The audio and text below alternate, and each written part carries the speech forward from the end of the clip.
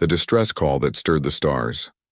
With humanity's arrival part, one commander, Samantha Holt, stood at the front of the bridge, her eyes fixed on the vast darkness that stretched before her.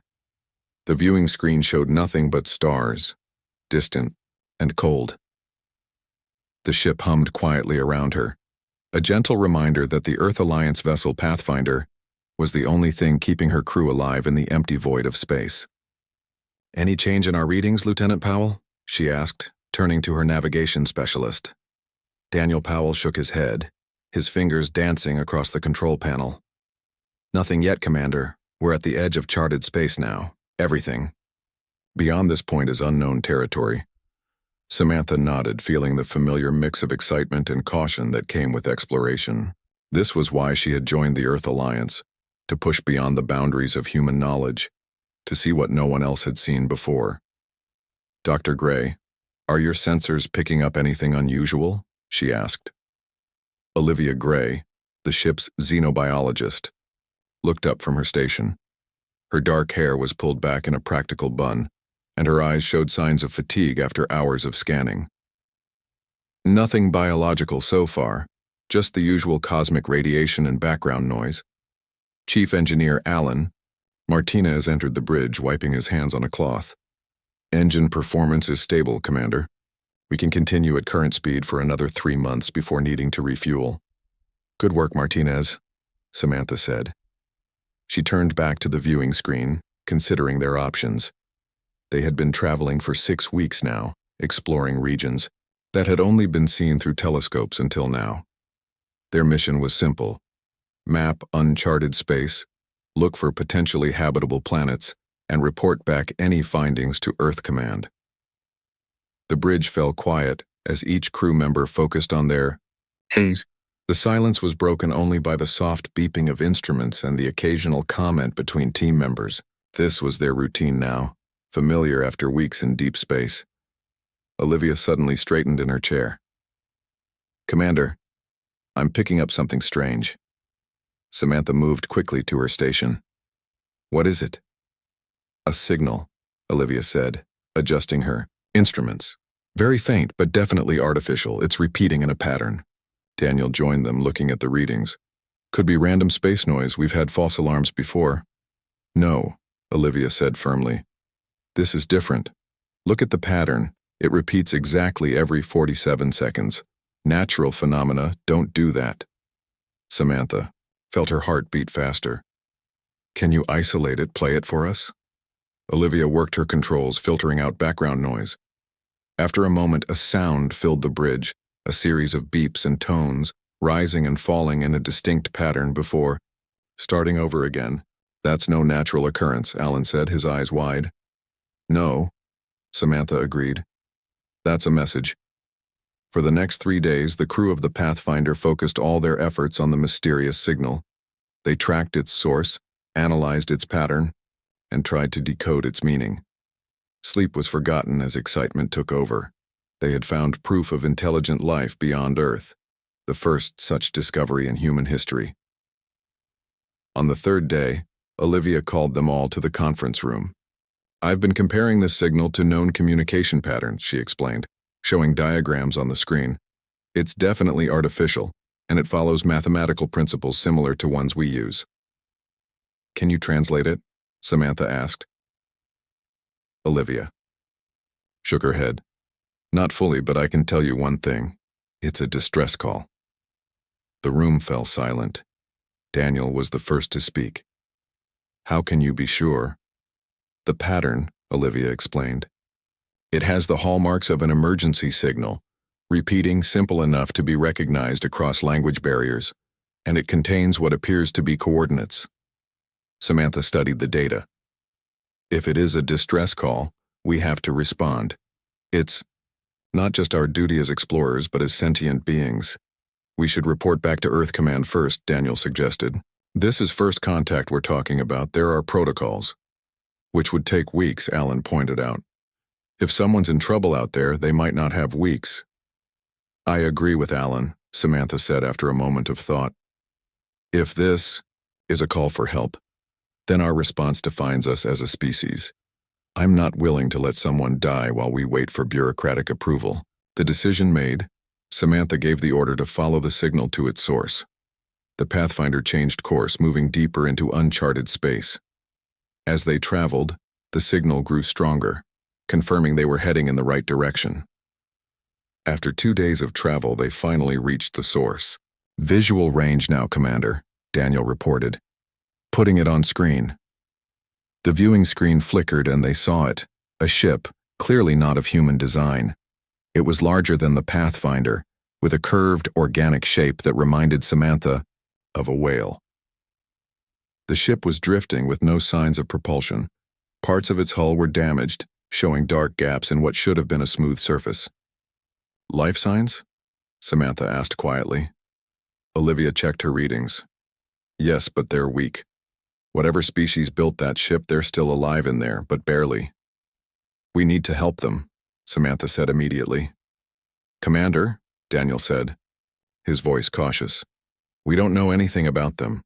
We don't know if they're peaceful, if they carry diseases humans have no immunity to, or if this is some kind of trap."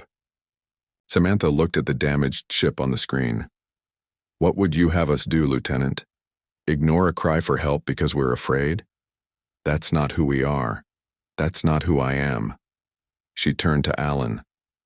"Can we dock with their ship?" Alan studied the readings.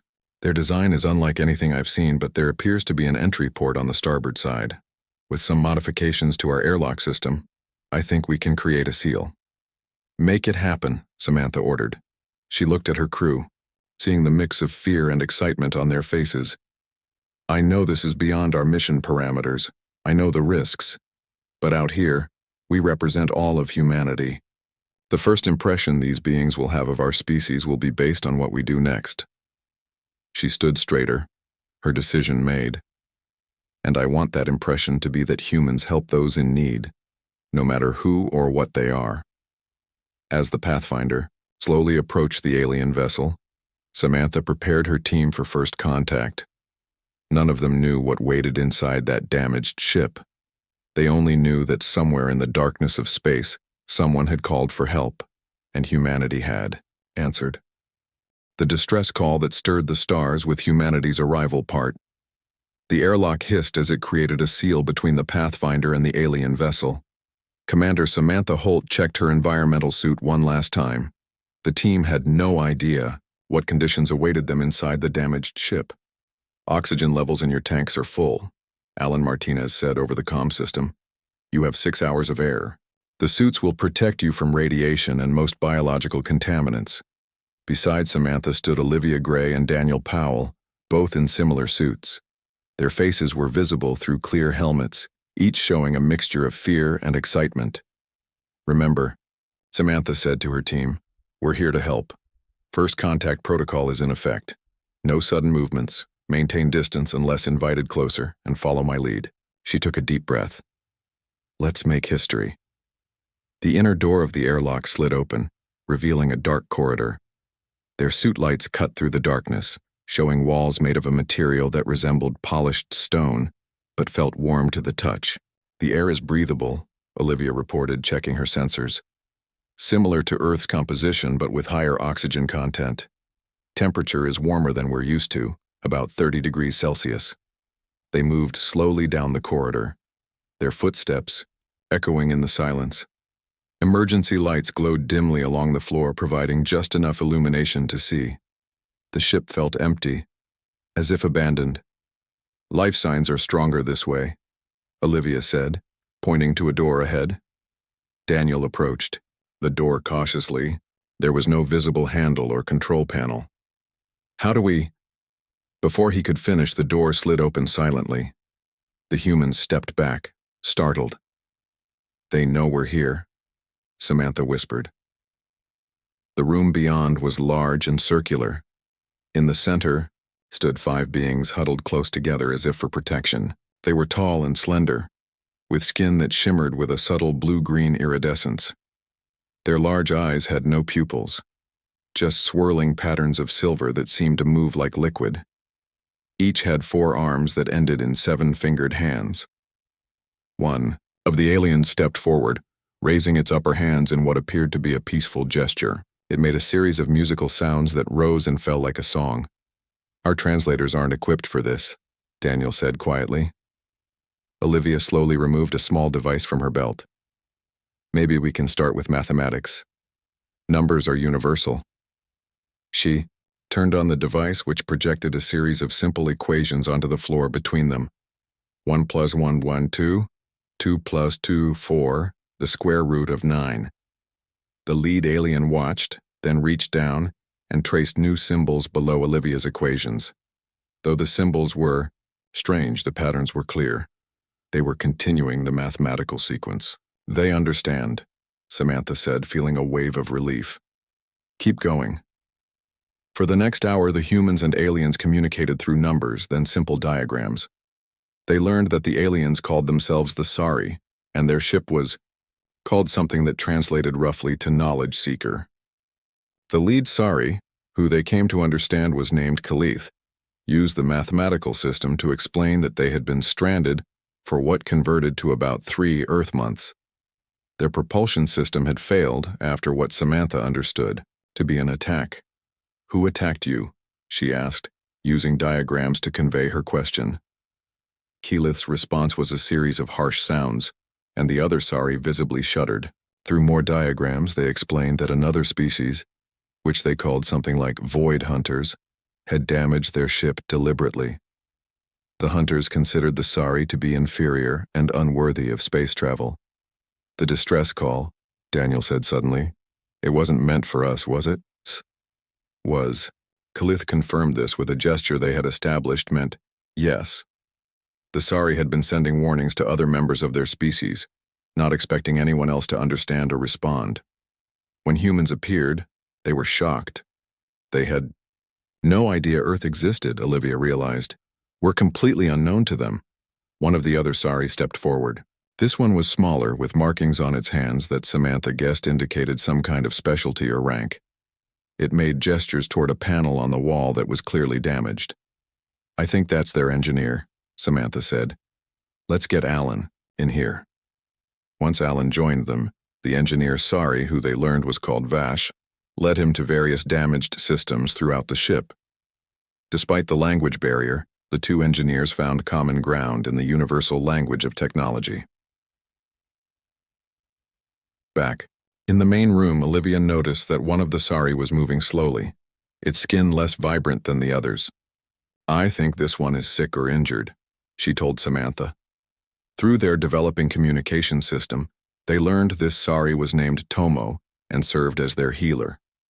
Tomo explained that all the Sari were suffering from radiation exposure after their shielding was damaged in the attack. The fifth Sari, named Lyra, seemed especially concerned about a sealed room that had been damaged. Using diagrams, Lyra explained that the room contained their historical records, the collective knowledge of their civilization spanning thousands of years. As the two groups continued to learn each other's basic communication patterns, Alan returned with troubling news. Their ship is worse than we thought, he told Samantha privately. The damage wasn't just from the attack. These void hunters deliberately sabotaged the systems to fail slowly over time. They wanted the Sari to die a slow death out here. Samantha felt a chill run down her spine. Can you fix it? Alan shook his head. Not with what we have. Some of the components are completely foreign to me. We could tow them to the nearest star system, but at our speeds, it would take months. What about bringing them aboard the Pathfinder? Daniel suggested. There's room, Samantha agreed. But what about their ship? All their technology, their cultural artifacts? Through more diagrams and mathematical concepts, they explained the situation to the Sari. Keyleth and the others held what appeared to be an intense discussion with musical tones rising and falling rapidly. Finally, Keyleth approached Samantha. Using the communication system they had established, the message was clear. They would evacuate to the human ship, but Lyra was distressed about abandoning their historical archives. We need to save those records, Samantha decided. If their entire cultural history is in there, we can't let it be lost. As they began planning the evacuation and recovery of the Sari archives, A loud alarm suddenly blared throughout the alien ship.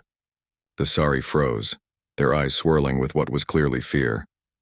"What is it?" Samantha asked urgently. Khalith's response needed no translation. The alien pointed to a display screen showing 3 large objects approaching rapidly. "The Void Hunters," Daniel whispered. "They've come back to check if the Sari are dead yet." Samantha looked at the frightened aliens, then at her team. Their mission had just become much more complicated.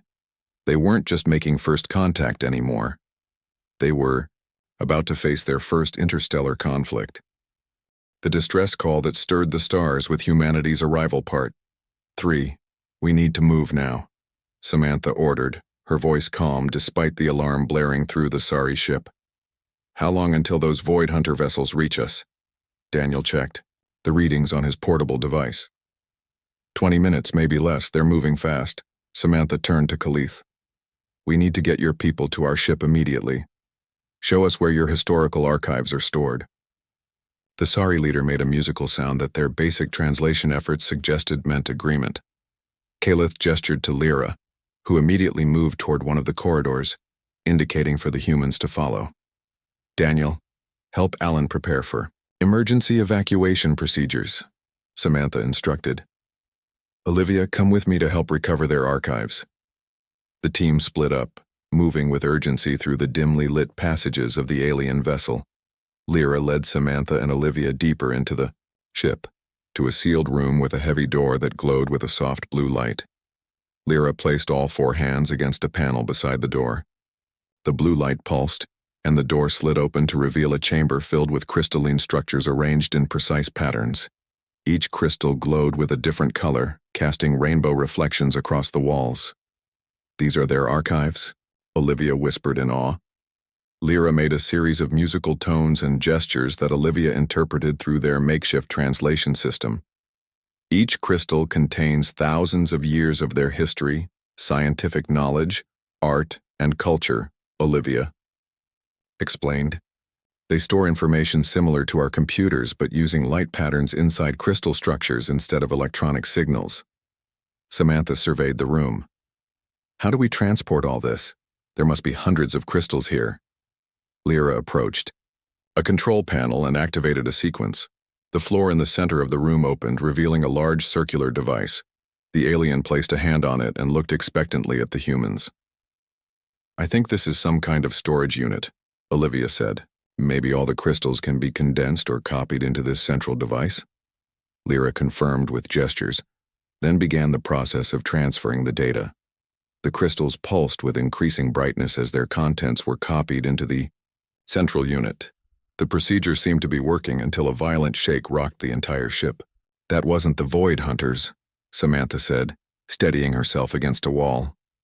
"The ship's structural integrity must be failing faster than we thought." Lyra made distressed sounds as several crystals fell from their holders and shattered on the floor.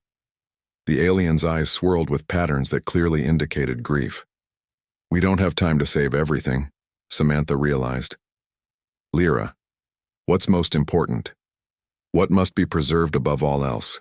Through gestures and their limited communication system, Lyra indicated certain sections of the archive. What Olivia interpreted as their most ancient history, their scientific achievements, and their cultural foundations. "Focus on those sections," Samantha directed. "We'll carry the central unit once it's done." Meanwhile, in the engine room, Alan and Vash worked frantically to stabilize the ship's power core. Daniel entered, helping to evacuate the other Sari toward the airlock connecting to the Pathfinder. "The ship is breaking apart," Alan reported over the comm system. "The damage was worse than we thought. We have maybe 15 minutes before total system failure." "And the Void Hunters?" Samantha asked. 12 minutes out," Daniel responded. "We're cutting it close, Commander." In the archive room, the transfer process continued. Lyra worked with desperate speed, but the central unit was only about 60% complete when another violent shake threw them all to the floor. Emergency lights flickered and died, leaving only the glow of the crystals to illuminate the room. "Power failure," Olivia reported, checking her sensors. The transfer stopped. Lyra made a mournful sound. placing all four hands on the central unit as if trying to will it to continue. We need to take what we have and go, Samantha decided. Lyra, can we disconnect the central unit now? The alien hesitated, then made a gesture of agreement. With careful movements, Lyra detached the unit from its base. It was roughly the size of a basketball, heavy and still glowing with the partial data it had managed to capture. As they hurried back toward the airlock, they passed through sections of the ship where the walls were beginning to crack. Strange, haunting sounds echoed through the corridors as the vessel slowly died around them. They reached the main chamber where Kalith, Tomo, and Nara, the Guardian Sari, waited with Daniel. Alan and Vash emerged from another corridor, both covered in what appeared to be some kind of blue fluid. The coolant system ruptured, Alan explained, wiping his face. We managed to stabilize it temporarily, but it won't hold for long. Samantha did a quick head count. Everyone's here. Let's move to the Pathfinder now. As they approached the airlock, a new alarm sounded on Daniel's device. Commander, I'm detecting energy buildups from the approaching vessels. I think they're charging weapons. They must have detected our ship, Samantha realized. Once we're aboard the Pathfinder, we need to disconnect and put distance between us and the Sari vessel immediately. The group hurried through the airlock, the Sari moving awkwardly in the unfamiliar environment. Once aboard the Pathfinder, the alien visitors looked around with wide, swirling eyes at the human technology. Get them secured in the cargo bay, Samantha ordered as she rushed to the bridge. It's the largest space we have, and we can adjust the environment to match their preferences. On the bridge, Samantha took her command chair. Status report. Void Hunter vessels now 8 minutes out, Daniel reported from his station. Their weapons are fully charged, and I'm detecting targeting scans. Disconnect from the Sari ship and plot an escape course, Samantha ordered. Already done, Daniel said. But there's a problem. The Pathfinder wasn't designed for combat. We're faster in straight lines, but those hunter ships have better maneuverability. They'll catch us eventually. Samantha stared at the tactical display, considering their options. The damaged Sari vessel drifted beside them, slowly breaking apart. The 3 Void Hunter ships approached from the opposite direction, their designs appearing predatory even on the screen, sleek, dark vessels with forward sections that resembled the heads of hunting animals. If we can't outrun them, we'll have to outsmart them, Samantha said. She opened the comm to the cargo bay. Alan, I need you up here. Bring Vash if possible. I have an idea, but I'll need both your expertise. As Alan and the Sari engineer made their way to the bridge, Samantha studied the rapidly deteriorating Sari vessel on the screen. What the hunters intended as a slow, cruel death for the Sari might just provide the humans with an unexpected advantage. Sometimes, Samantha murmured, the best weapon is the one your enemy gives you. She turned to her crew, determination in her eyes. Prepare for emergency maneuvers. We're about to show these Void Hunters what happens when you corner humans with their backs against the wall. The distress call that stirred the stars with humanity's arrival part. What's your plan, Commander? Daniel asked as Alan and Vash entered the bridge. Samantha pointed to the damaged Sari ship on the screen. That vessel is going to explode soon. Instead of running from it, we're going to use it. She turned to Vash and, using their basic communication system, asked about the ship's power core. The Sari engineer made a series of gestures indicating that the core was highly unstable and would likely detonate within minutes. Perfect, Samantha said. Alan, can we remotely control the Sari ship's movement systems? Alan considered this. Maybe with Vash's help. Their technology is different, but the principles seem similar. What are you thinking? I want to move that ship between us and the hunters, Samantha explained. When it explodes, it might damage their vessels or at least provide cover for our escape. Vash made excited sounds, the patterns in the alien's eyes swirling rapidly. Through gestures, the engineer indicated adding something to the plan. I think Vash wants to modify the power core to create a bigger explosion, Olivia interpreted. Samantha nodded. Can it be done remotely? Vash and Alan exchanged looks, then both nodded. We'll need to access their control systems, Alan said. Vash thinks we can redirect the remaining power to overload the core all at once rather than letting it fail gradually. Do it, Samantha ordered. Daniel, be ready to execute evasive maneuvers the moment the core detonates. As Alan and Vash worked at a console establishing a connection to the sorry ship's systems, Olivia monitored the approaching hunter vessels. They're 5 minutes out, she reported. And they're sending some kind of signal. Can you intercept it? Samantha asked. Olivia adjusted her controls. It's not directed at us. I think they're communicating with each other. She listened through her headset. Based on the patterns, I believe they're coordinating their attack formation. In the cargo, Bay Khalith, Tomo, Nara, and Lyra watched on a display screen as their ship drifted in space. The central archive unit sat nearby, its lights pulsing dimly as it preserved what remained of their civilization's knowledge. Back on the bridge, Alan and Vash worked frantically at their station. We've established remote access, Alan reported. Vash is reconfiguring the power distribution now. We should be able to move the ship using its auxiliary thrusters.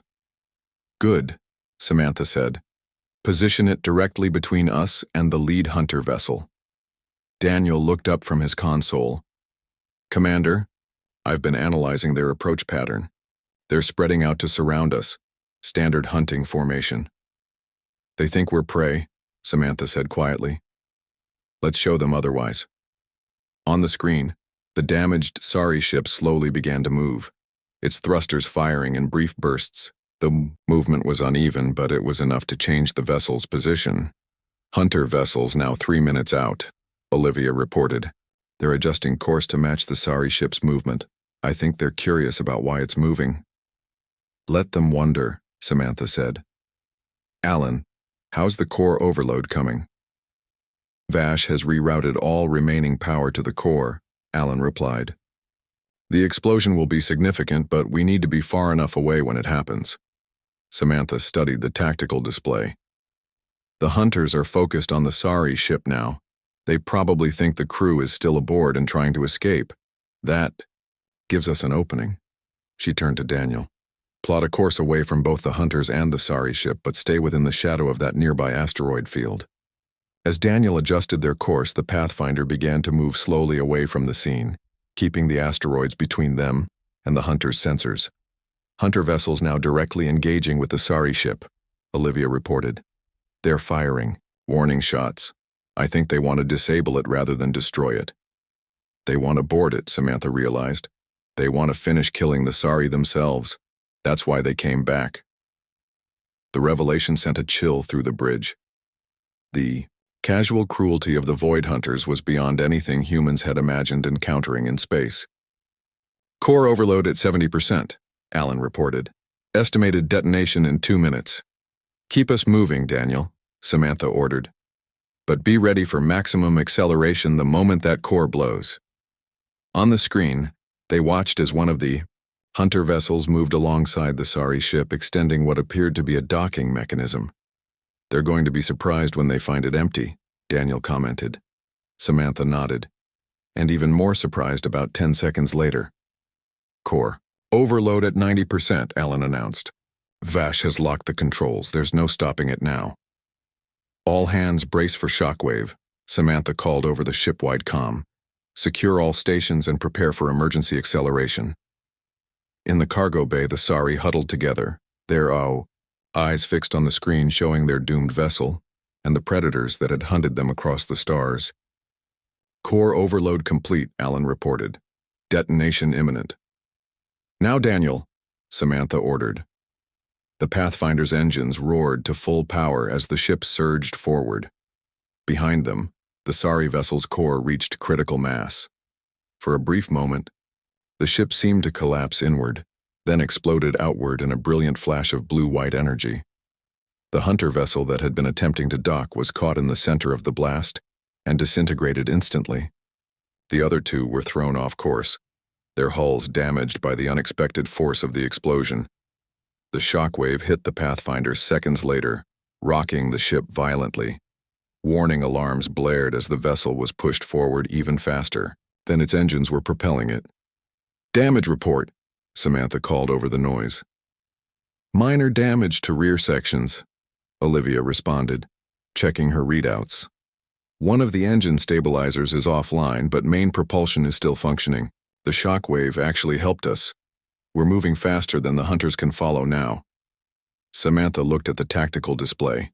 The two remaining hunter vessels were attempting to regroup, but their movements were sluggish, suggesting significant damage. We did it, Daniel said, his voice filled with disbelief.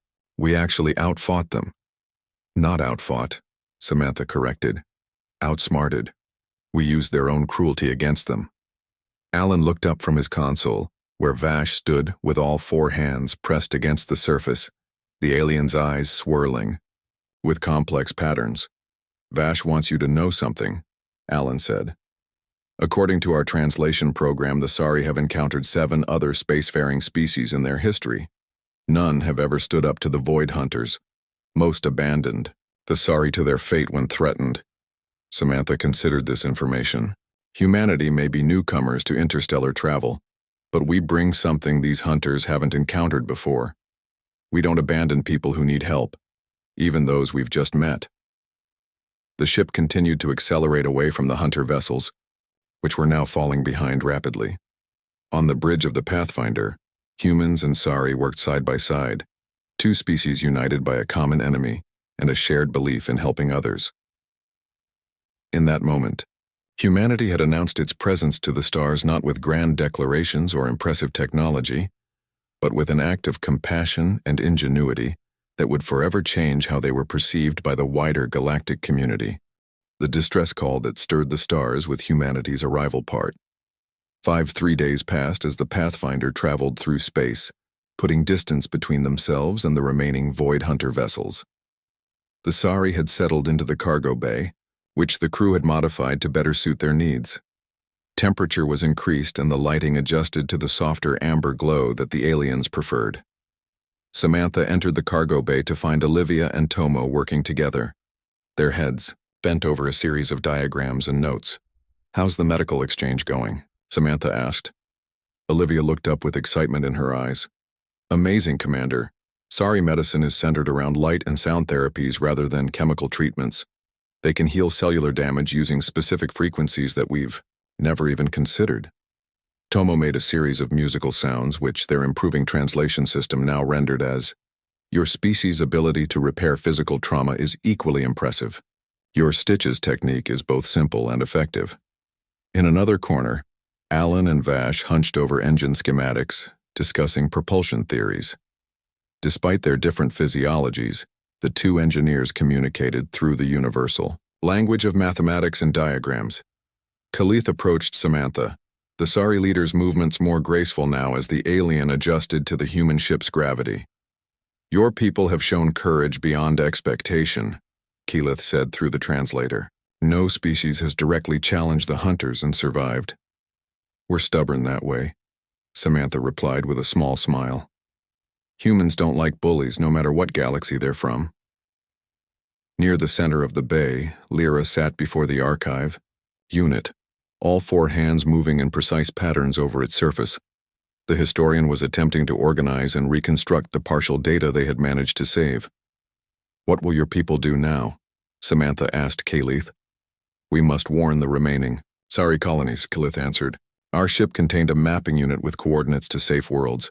Without it, I fear we cannot find our way home." Before Samantha could respond, Daniel's voice came urgently over the comm system. "Commander, to the bridge immediately. We're detecting multiple ships on approach vector." Samantha rushed to the bridge, the Sari leader following close behind. When they arrived, Daniel pointed to the tactical display. 7 vessels approaching from Sector 4, he reported. "Configuration unknown, but they're moving fast." "Void Hunters?" Samantha asked. Daniel shook his head. "Negative. Different design.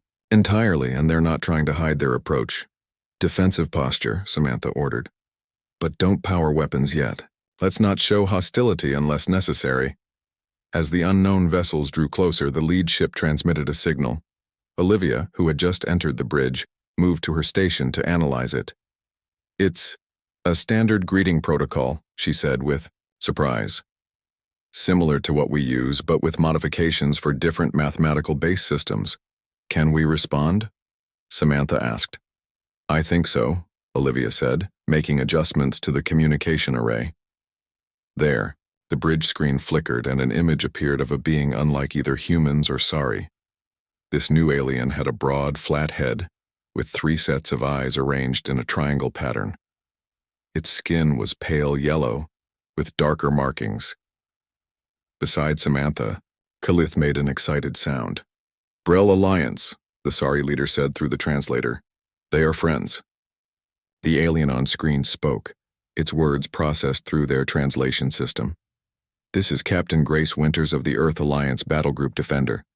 We received your distress signal and came as fast as we could. Identify yourselves.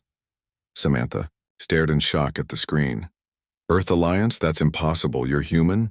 The image on screen changed, revealing a human woman with short gray hair and a stern expression wearing a uniform similar to Samantha's but with more insignia. Commander Holt? Captain Winters asked, recognition in her eyes. The Pathfinder. We've been looking for you for 2 weeks. Your emergency beacon activated, but we couldn't get a fix on your location. Emergency beacon? Samantha repeated, confused. We never activated our beacon. Alan, who had just arrived on the bridge, cleared his throat. Actually, we did. Sort of. When we modified our communication array to broadcast the modified Sari distress call, it seems we accidentally triggered our own emergency protocols. Captain Winters nodded. The signal was unusual enough that it got bumped up the chain of command quickly. We were conducting exercises 3 systems away and diverted to investigate. She paused, looking at Keyleth standing beside Samantha. I see you've made some new friends. Captain, Samantha said formally, may I present Keyleth, leader of the Sari vessel Knowledge Seeker. We responded to their distress call and rescued their crew from an attack by hostile forces called the Void Hunters. Winter's expression darkened. The Hunters. We've heard rumors about them from other exploratory vessels, but this is our first confirmation they exist. She looked at Kalith. On behalf of Earth Alliance, I extend our protection and assistance to you and your crew. Kalith's eyes swirled with emotion. Your offer is unexpected but welcome. For generations, the Void Hunters have forced our people into hiding. We survive in secret colonies, never building large settlements that might attract their attention. That ends today, Captain Winters stated firmly. Earth doesn't tolerate predators who target peaceful species. Over the next few hours, the Sari were transferred to the larger Earth Alliance vessel, where medical facilities could better address their radiation exposure. The Pathfinder's crew briefed Captain Winters and her officers on everything they had learned about the Sari and the Void Hunters. In the Defender's conference room, Kalith stood before the assembled humans, the other 4 Sari behind the alien leader. For centuries, my people and other species have hidden in the shadows, too afraid to challenge the Hunters, Keyleth said.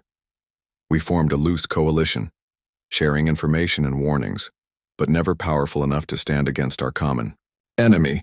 The Sari turned to Samantha. Then humans arrived. You responded to a call that was not meant for you. You risked your lives for beings you had never met. You confronted enemies that have terrorized the stars for generations, and you did so without hesitation. Captain Winters nodded to Samantha. Commander Holt and her crew exemplify the highest ideals of Earth Alliance. Their actions speak for all of humanity. Kalith moved to a small container the Sari had brought from the Pathfinder. Opening it revealed the archive unit, now glowing more steadily as Lyra had managed to stabilize its systems. This contains what remains of our history, Kalith said. Lyra has added a new record to it, the story of humanity's arrival among the stars. Not through conquest or exploration alone, but through compassion. The Sari leader looked around at the assembled humans. My people request formal alliance with Earth. We offer our scientific knowledge, our star charts of regions unknown to you, and our friendship. In exchange, we ask for your protection and your help in finding our scattered colonies. Captain Winters stepped forward. I'll need to consult with Earth Command, but speaking personally, I believe this marks the beginning of a new chapter for both our peoples. As discussions continued about the details of the alliance, Samantha found herself standing next to Daniel at the viewing window, looking out at the stars. "When we left Earth, I never imagined our first contact would happen like this," she said, quietly. Daniel nodded. "We went looking for new worlds and found new friends instead." Samantha watched as Olivia and Tomo exchanged medical information, while Alan and Vash excitedly discussed engine designs. Lyra sat with several human historians, using the archive unit to show them glimpses of Sari culture and art. The distress call that was meant as a final warning became something else entirely, Samantha observed. It became an introduction. Outside the window, Earth Alliance ships moved in protective formation around the Defender, their lights bright against the darkness of space. The Pathfinder, small but resilient, flew alongside them, the humble vessel that had changed the course of galactic history simply by answering a call for help. Humanity had arrived among the stars, not with a declaration of power, but with an act of kindness. And in doing so, they had stirred the stars with hope for a new future, one where no species would need to hide in fear again.